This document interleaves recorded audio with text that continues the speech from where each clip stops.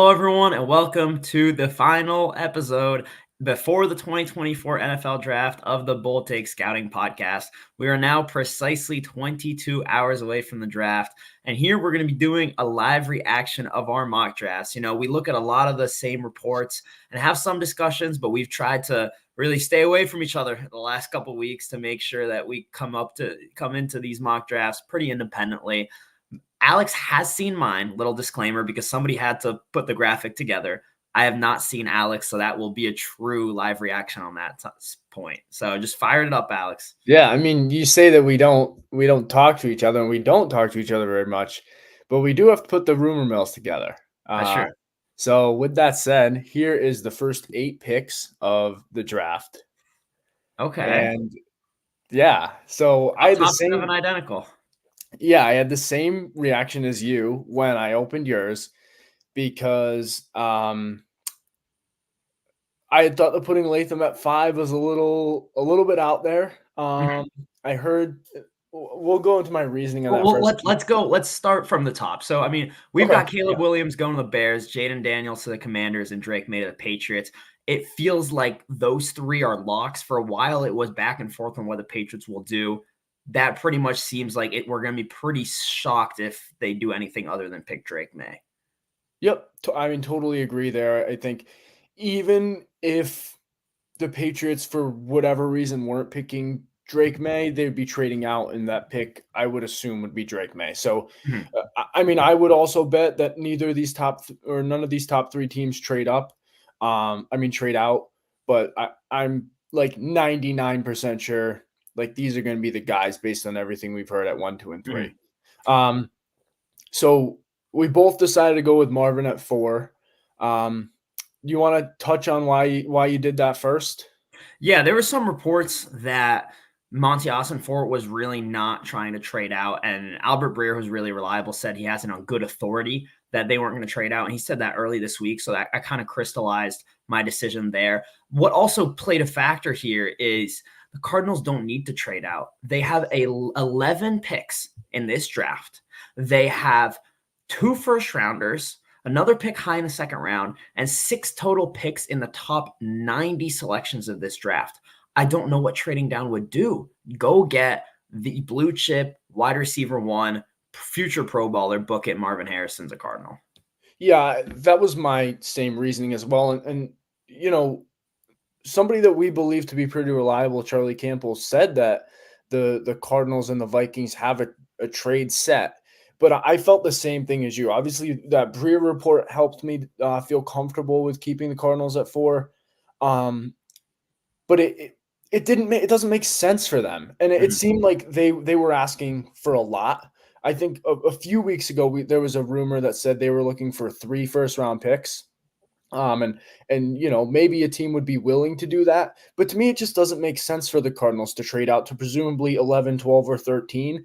Then you have to you could trade back up. They did that last year, but you have to risk that, and the risk of missing out on one of these, you know, top receivers, in my opinion, is not worth the reward at this point with them already having all that Mhm. draft capital. So yeah, I think we're on the same page there with the Cardinals at 4. And we both put JC Latham at 5. This one I was a little bit back and forth on. Um, I had heard some people kind of talk about how, you know, maybe Latham's play style fits Jim Harbaugh's mentality a little bit better. And I can totally see that. I think Latham is a better run blocker than Joe Alt, who would be the other candidate to go here. And it just seems like a Jim Harbaugh type player. Mhm. Um, I wouldn't be shocked if it was either one. But then, you know, people started to say, oh, the Chargers like JC Latham. So I just decided to say, you know what, I'm gonna go out there a little bit on a limb, put Latham there, and then obviously you ended up doing that too, and Daniel Jeremiah also ended up Mhm. doing that. So quite interesting there at number 5. Yeah, absolutely. I think we have to address the elephant in the room here, which is where are the Minnesota Vikings, who have long been presumed to be trading up to either 3, 4, or 5. And I just had a growing feeling over the course of the week that we might not see this trade as early as we thought, or we might not see it at all because I'm just not sure who the Vikings have to jump for JJ McCarthy. my gut and certain reliable reporters like Daniel Jeremiah don't believe that the Giants would pick JJ McCarthy. And so then if you look at the next few picks, nobody before the Vikings are going to draft JJ McCarthy. I think the one thing the Vikings might have to worry about is the Broncos right behind them, jumping over them, but I'm not sold they would do that. And even in that case, you can trade with, say, the Bears, who would be happy to trade out at number 9. You don't have to come all the way up to 4 or 5. I think a lot of people are assuming this big trade will happen because the Vikings made that first move to get an extra first rounder. I think they did that because they wanted to go all out and convince the Patriots to get Drake May. But I'm assuming that they liked the other prospects would be available at 23. We'll see who the two of us gave them at 23. And they thought, worst things happens is we stick and pick at 23, and we got an extra first round pick if we can't get Drake May, and maybe we get JJ McCarthy one way or another. So that was my thought process there. And as you touched on for tackle, Joe Alt's my top tackle, but there was buzz starting with Benjamin Albright a while ago saying that the Chargers' top offensive tackle might not be Joe Alt. And I think that Harbaugh's priority is establishing the run game, and that he had a dominant running game at Michigan. My gut feeling over the last month was he must love Fuaga. I just felt like, he's such a nasty lineman. But then the reports came in, and so I switched based on intel, and that being Albert Breer was the one to say, the Chargers really do like J.C. Latham. And then so I decided, you know what, we're going to do it. We're going to put Latham at 5 because originally I did have the Vikings coming up here because I think that Latham could potentially be available at 11. So this is still a trade that you could see. And the Chargers would be willing to move out. And maybe Jim Harbaugh's a nice guy and he wants his quarterback to succeed. JJ McCarthy was his quarterback at Michigan. And so he sends him to a good situation in Minnesota. Maybe that happens. But no, I decided to swap it, keep JC Latham at 5. And yeah, up next, number 6, the Giants, Malik Neighbors. That's what both of us have, and that one makes a good deal of sense. Yeah, I think the only thing that caused slight hesitation was, I don't remember who was talking about it, but they were mentioning that Neighbors has some slight character concerns. Tony Pauling brought that up a while ago, and they just said, hey, maybe the Giants don't want another LSU receiver that can be a little difficult to deal with. But it's a new regime. I think they're going to take the guy that will most improve that offense. And Rome Odunze is a really good prospect on his own right, but I think Neighbors is better. And I think the Giants don't overthink it and take Neighbors at 6. I think there's a good amount of buzz right now that they're going to take Odunze over Neighbors, but I think that's just some of the draft week smoke that you tend to see every year.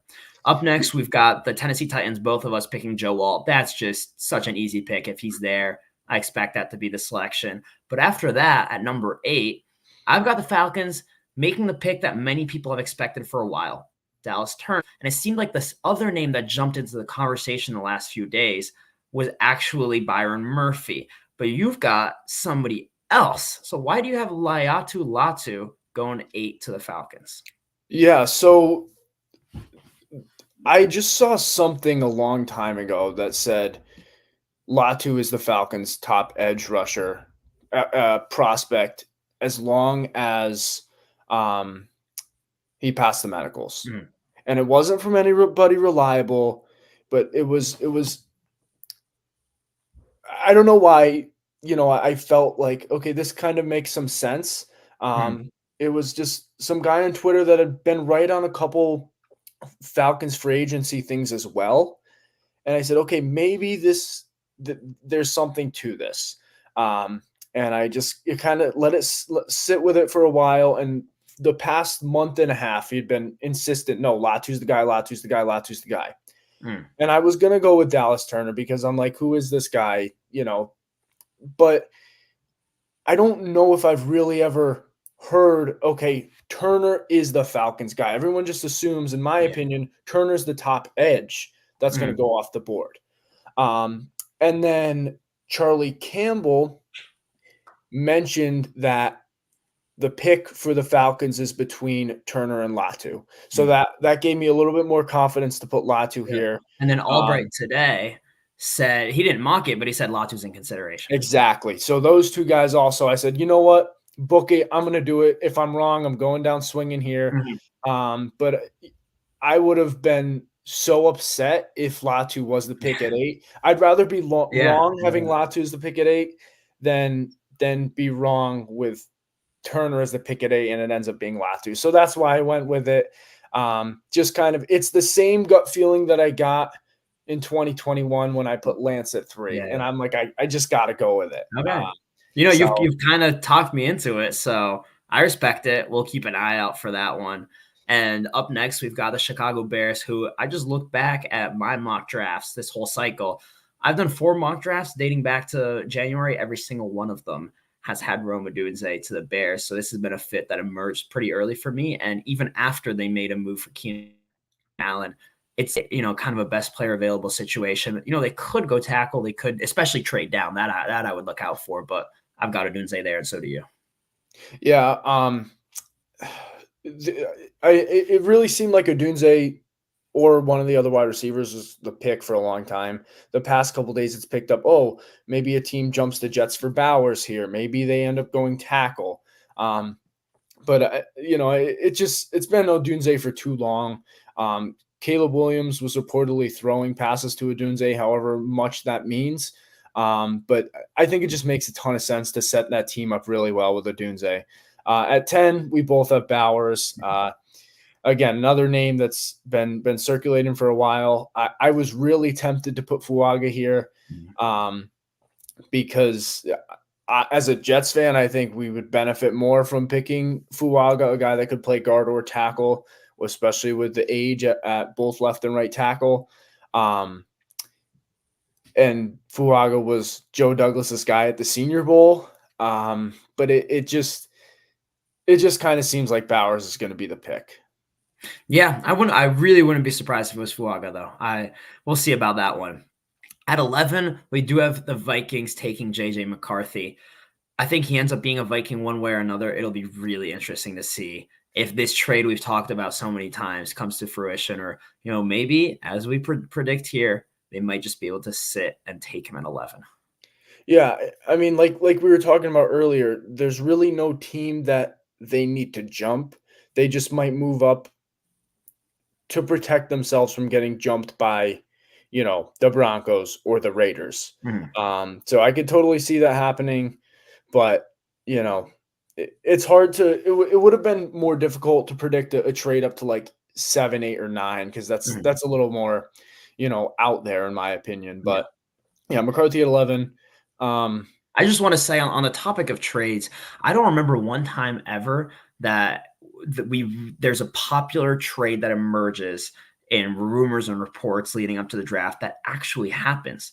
We very often see player team connections, and that team ends up picking that player, and the reporters are right on that front. But I feel like the trades that happen on draft night are not ones that were rumored about.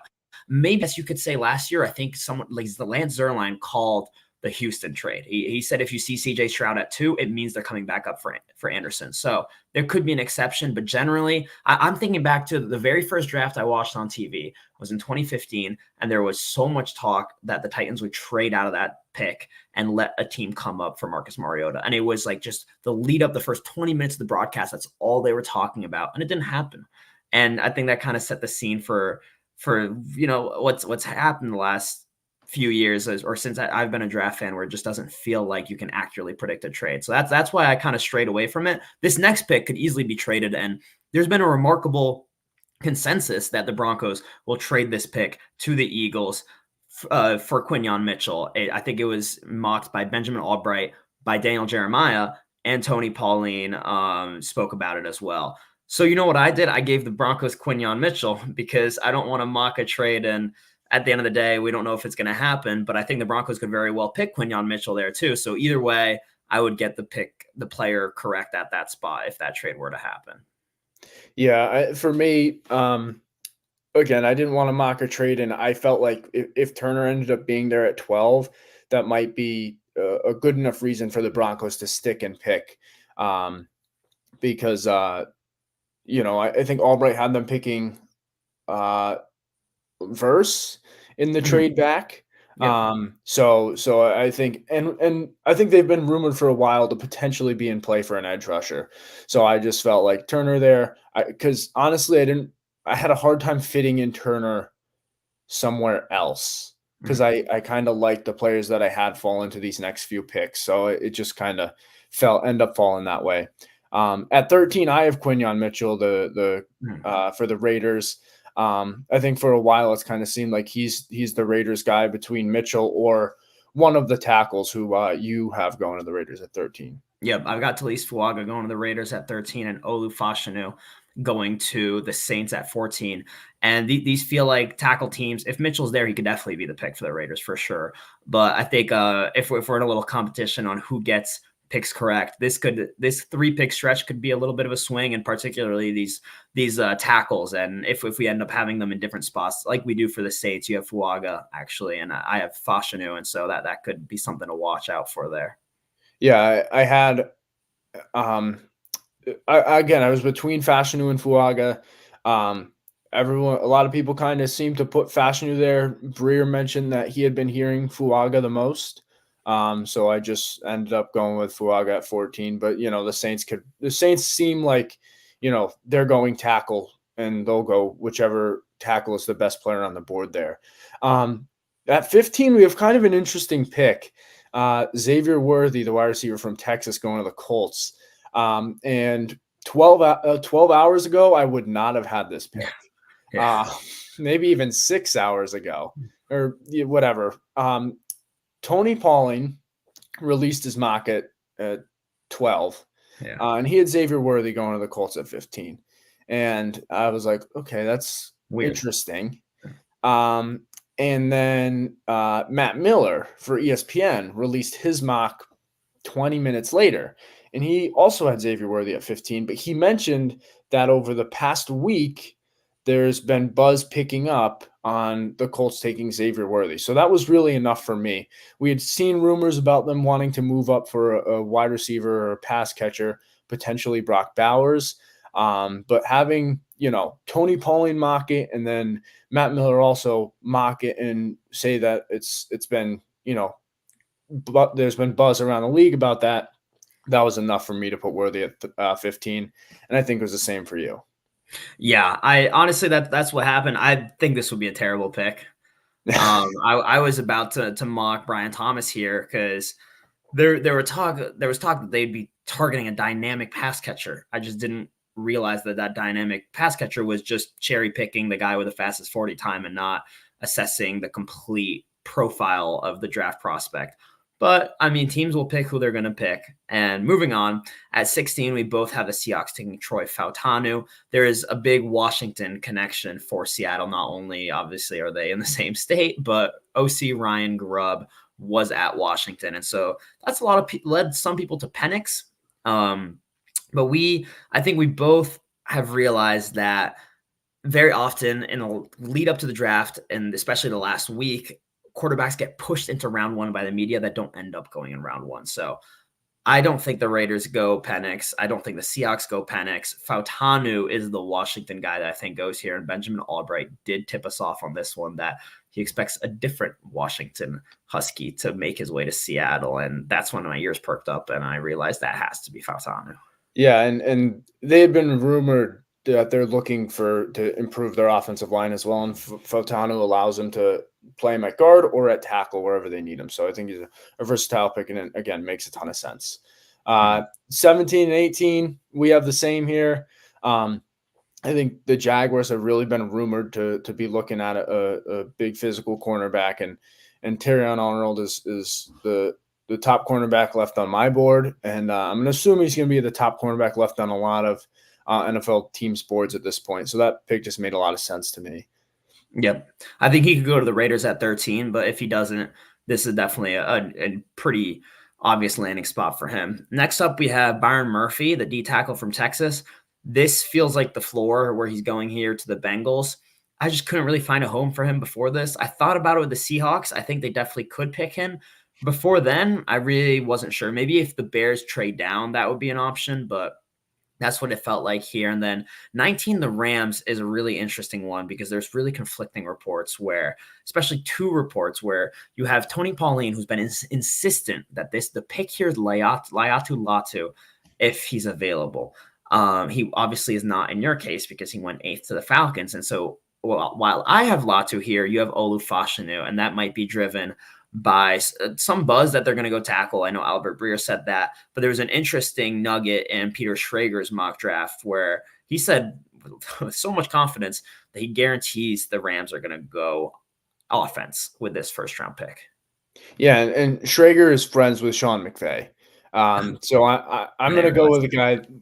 I'm gonna go with the guy that's friends with Sean McVay over Tony Pauline. Yeah, we love Tony. Tony gives us a ton of information, but in this case, I'm gonna go with the guy that knows Sean McVay. Really, Olu Fashanu might not even be here at 19. He just kind of fell. So there was I thought about giving him another tackle, but I didn't want to have him fall for too far past this point. So it was just, I think they're going tackle. Benjamin Albright also mentioned that they've been looking at the tackles as well. So that's what we did at 19. At 20, this was a kind of a somewhat recent change for me. I had seen, and you have Graham Barton at 20, the Steelers. There was a lot of things that had kind of pointed to that with the Steelers taking an offensive lineman. And Tony Pauline mentioned that Barton was the guy that they were looking for. But Dane Brugler mentioned, I think it was in a podcast with someone that the floor for Brian Thomas might be 20 to the Steelers. And I just saw this today. But it had been mentioned a couple days ago, and he said that the Steelers didn't want to, keep picking wide receivers with character concerns in the second round or something along those lines. And they want to just take a true number one in the first round. So that kind of made my ears perk up a little bit. And him saying it's the floor for Brian Thomas is kind of what made me put him here. And also the fact that he said, they might be interested as well.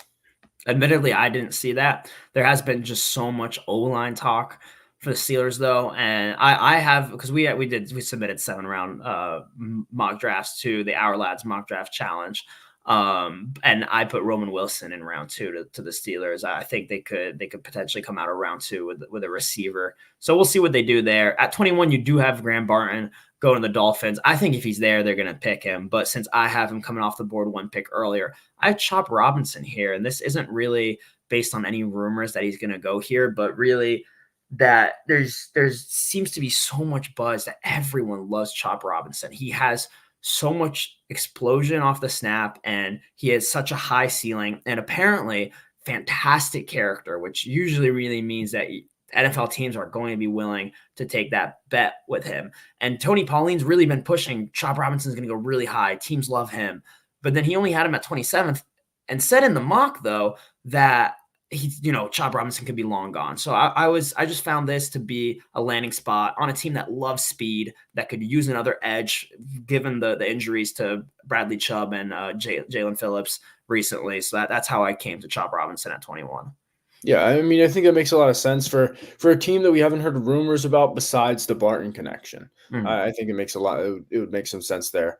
22, I thought this was a good pick on my part, but we came up with the same answer here. I mean, the Eagles love their the Georgia players, and Amarius Mims is obviously the tackle from Georgia. He's a guy that wouldn't have to play right away for the Eagles, but it just seems like such an Eagles pick. They need to prepare for the future with that offensive line.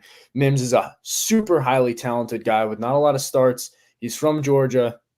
Everything just came together for me to put Mims there at 22. Yeah, Jeff Stoutland is a guy that they really trust on their coaching staff to develop tackles. And the fact that they drafted and developed and paid Jordan Mailata made me comfortable knowing that they're not going to be scared away by Mims' size, because I think certain teams have certain size thresholds that they don't want to surpass But I think that that's not an issue there with the Eagles. At 23, this pick, if the Vikings do still have it, would be interesting because nobody's been talking about this Vikings pick, given that it's been a foregone conclusion that they're going to trade it. So there really was no rumor to go off of. I just remember a strong connection before they made that trade with the Texans to acquire this pick for the Vikings to pick Byron Murphy at number 11. And so that matches with the fact that they have a D tackle need. And Jerzon Newton, in my opinion, is a better pick than Byron Murphy. But so that's why I have Newton here. And you have Jared Verse's slide coming to an end here. Yeah, I was really when I made the decision that I wouldn't have the Vikings trading up, I'm like, oh, I'm going to put Newton here. And then I realized that I didn't really have a spot for Verse, and I was like, it seems like he's going in the first round. Mm-hmm. So it just made a lot of sense. They don't have any talent off the edge either. So I think along the defensive line, if the Vikings still do have this pick, would be where they're going. 23 to 24. We both have the same guy, Tyler Guyton, the offensive tackle for the Dallas Cowboys. Again, another pick that just makes a lot of sense. They need to start to rebuild, or they need to rebuild that offensive line. And Guyton kind of seems like a guy that they would like. I don't remember if there had been specific reports with him going to Dallas, but it just I've had that pick in my mind for a while. Yeah, Dane Brugler had a tweet that was pretty interesting recently, saying that the Cowboys pick could get interesting because if Barton's gone, if Brian Thomas is gone, I think he mentioned Thomas, but then if the left tackle that they want is gone, but he didn't name the tackle, and I just figured, that's probably Guyton because Mims is not seen as a left tackle, and no, he didn't say Thomas. I think he said Fautanu, and so if it's not Fautanu, it's not Mims, then it could be Fashanu, but I feel like he'd be long gone. So I connected the dots that was Guyton. Chances are he could absolutely be gone, like Dane Brugler is alluding to. But if he's there, this has to be his floor, you would think. Yeah, it makes a lot of sense. Going on to the last 8 picks, Cooper DeJean to the Packers. This has kind of been a popular pick for a while. And it seems like the guys connected with the Packers seem to think that this is going to or he's a top candidate for 25 to the Packers. So again, it's just a pick that makes a lot of sense. Yeah, the Packers are a team that really have traditions on what they prefer. They really want high relative athletic scores, and DeJean gives you that with his really good testing numbers. They also want players that can play multiple positions, and I think he'd be really good at corner or at safety. This is a pick that I had already before draft week that I was a little upset that everyone converged on it because I thought, I got onto this one early, but it happens, and we both have that indeed. At 26, you've got Chop Robinson to the Buccaneers. That makes a lot of sense. I have them going edge as well, stopping the Jared Verse slide. And this one was interesting because I just didn't have a spot for Verse until here. And I thought, you know what? Maybe he falls. Tony Pauline said he could be edge 4, and he is for me in this scenario. And then I see Daniel Jeremiah's mock, and what does he have at 26? He has Jared Verse going to the Buccaneers. So I was like, that's neat. I made this pick without having seen it anywhere, and now DJ's confirming it here. Yeah, I think I'd seen 2 things. I know Matt Miller was one that said the Bucs had been doing a lot of research on a bunch of the edges. I think he'd mentioned Latu and Robinson. I think he mentioned one other one. It might have been Verse. But it seems like, all the names that they've been connected to seems to be edge rushers. And, it seems that they like to go edge rushers early. They've done that a couple times in the past few years. But, yeah, we both have edge rushers. At this point in the first round, it's kind of anything goes. It's pretty difficult to nail a pick here. Yeah. 27, I have Kool-Aid McKinstry, the cornerback, going to the Arizona Cardinals. You have Darius Robinson. For me, it was just, the Cardinals have a ton of needs between the defensive line and cornerbacks. I don't have Kool-Aid going anywhere yet. Even though I don't have a first round grade on him, he seems like a guy that's going to end up in the late first round. Yeah, I think these picks make a good amount of sense. At 28, I have Brian Thomas Jr. going to the Bills. This is a dream scenario for the Bills because a lot of people probably think they have to trade up to get him, and that might be the case. You have him off the board 8 picks earlier. So you have Keon Coleman going here, and that's pretty interesting because I don't think I've seen him in a first round mock from the reliable group of guys that we tend to follow. So what led you to making Keon Coleman a Bill here?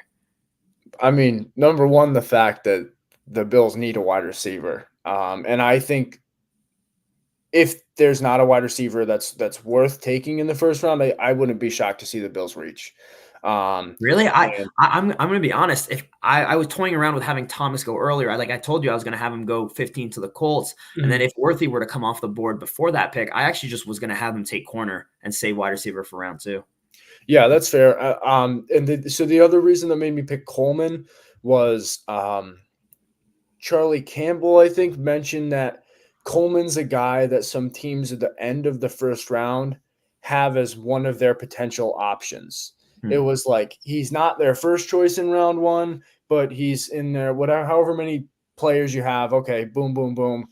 If everybody else before him is picked, he'll be picked. So I was like, maybe he could be the Bills guy. At the end of the first round, I guess probably besides the Chiefs, it doesn't seem like a lot of these teams would have a wide receiver, in the running unless some guy falls. So that one also that kind of helped me put two and two together. Said, you know, maybe they take a shot on Coleman. Yeah, that makes sense.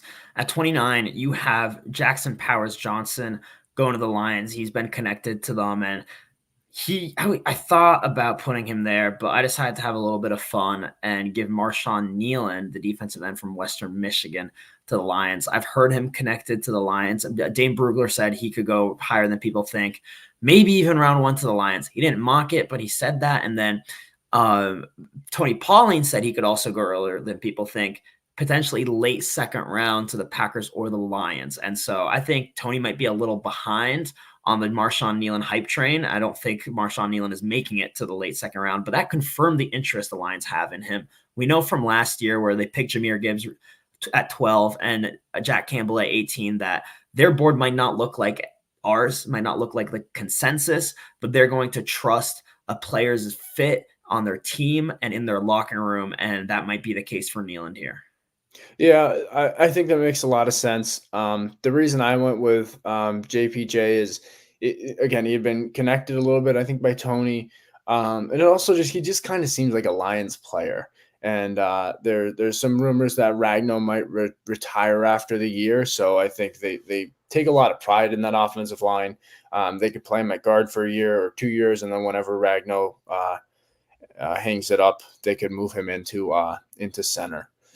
One interesting thing about JPJ that also maybe pass on him here is have you like heard of Bob McGinn's list of 55 where he talks to scouts around the league and he compiles just like the top 55 players ranked by the scouts' feedback. Mhm. And a big notable gap between consensus was JPJ, where he wasn't in the top 55.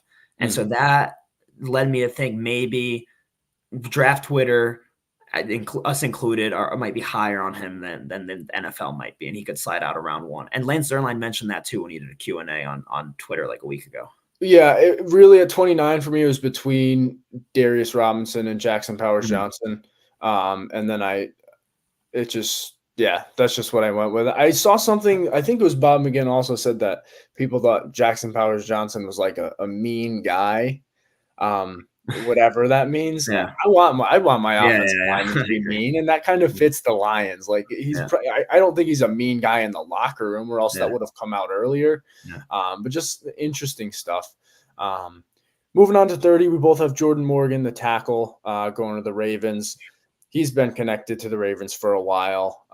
He could end up going a little bit earlier, maybe to the Cowboys, but the Ravens lost a couple pieces of their offensive line, so I think this pick would make a lot of sense, and there's the connection there.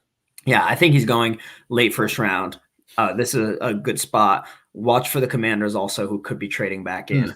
One guy who it kind of pained me to leave him out was Patrick Paul because it seems like the buzz is growing that he could go round one, and he proclaimed to himself. He said, "Expect to see me in round one." So He did. if Jordan Morgan came off the board, maybe I would have put him here, but we'll see whether or not that comes to fruition. I think a lot of guys are inclined to think they're going to go round one, and some might get disappointed.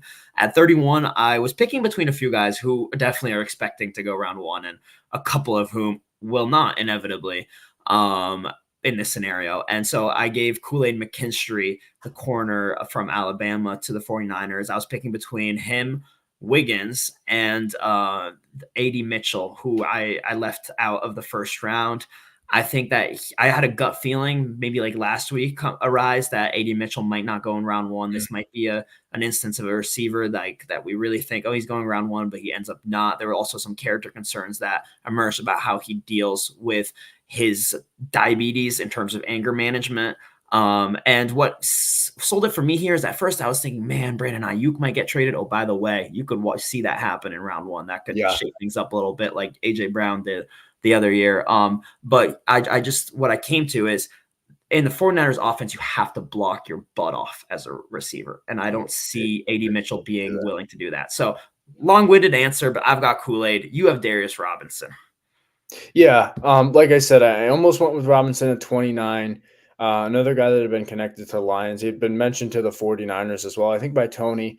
And I needed to make sure I put Robinson in round one because the NFL was very selective with who they invited to the draft this year. Oh, yeah. 15 people, a lot lower than it's been the past years. They're saying they don't want people stuck in the green room. So to me, that means they know somehow that Darius Robinson is going in the first round. And I thought maybe the Lions said, oh, Darius Robinson is our pick. Why don't you invite him to the draft because it's in Detroit? So I really almost went with that there. But yeah, I don't think he's there at 31, if I'm going to be honest. I hadn't seen too much connection with him to the Lions. So I felt like he needed to go in round one, and he'd been connected to the 49ers. At 32, we have a pick that really emerged out of the woodworks, and that's Kingsley Suamataia going to the Chiefs. It was long assumed this was going to be a receiver. Worthy looks like he'll be off the board. I have them passing on A.D. Mitchell, and you do too here. And they go Suamataia, which Tony Pauline's been really confident that this is going to be the pick. And then we got that confirmation when Benjamin Albright also sending him there. And it's worth noting that Andy Reid has a strong BYU connection. So it seems like that could be the pick. He's a really talented guy who might have some character concerns. And we know the Chiefs don't shy away from that. They have such a strong locker room and a winning culture. So they feel like they can make it work and bring the best out of a talented player. Yeah, I mean, this pick was solely because of Tony. He, like, out of the blue said, "Oh no, he's going to the Chiefs." So that was enough for me, especially at pick 32. Do you want to talk about the guys that we left out? We talked about A.D. Mitchell. I kind of want to touch on that as well. I was thinking he was going to go in round one until the character concerns came up. And then people started saying, hey, maybe he doesn't go round one. So that's why I had him falling out of round one. We both also have Nate Wiggins falling out of round one. And it just seems like to me, again, a couple people had said Nate Wiggins might end up falling out of round one. And I had seen, I think Peter Schrager said he was a borderline first round pick or started the second round pick. So he's the guy that, is a little bit undersized and skinny for a corner. So if one corner ended up falling, that's the one that I went with. Yeah, and one thing that I can't get out of my head with Nate Wiggins, and I'm shocked that no draft analyst has pointed this out, he had a blazing 40, but he had one of the slowest 10-yard splits of any cornerback. And that is mind-boggling to me. I don't think I've ever seen that. How that means that the remaining 30 yards are just electric. But how can a player have such poor explosiveness, but then great long speed? And the thing is, at the end of the day, what matters most is that ability to limit separation at the top of the route. And I think you do see that translating on tape where he gets a little disconnected from. So you combine that with some of the lack of willingness and run support, really slender frame, and I think it makes sense and apparently minor character concerns. So altogether, I really wouldn't be shocked if he slides to round two, and I have him going to the Cardinals there in round two. I think I do also. The Cardinals at 34. Nice. Let me pull up my my 7-round mock. No, I have him going to the Patriots at 34. Okay, I've got Troy Franklin going to the Patriots, and as a Patriots fan, I would be very, very frustrated by that. But if Elliott Wolf loved Tyquan Thornton, he's going to be licking his chops for Troy Franklin. Yeah. All right. So what 21 hours now till the NFL draft, Mhm. a little over 21 hours. It's going to be really interesting. We think we know what's going on with the top three, but after that, who knows?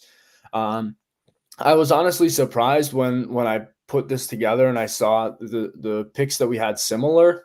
It was We had a definitely, lot of it similar. feels like it's more than we've had in the past, which is Mhm. odd because it seems like a lot of stuff is less clear. We just kind of were on the same wavelength thinking about a lot of picks. Mhm. So thanks everyone for watching. Thanks for listening. Have fun watching the draft the next 3 days. And we'll be back with draft recaps and best players available after each day of the draft. And yeah, we'll be back with another episode, presumably after the draft, to recap it all.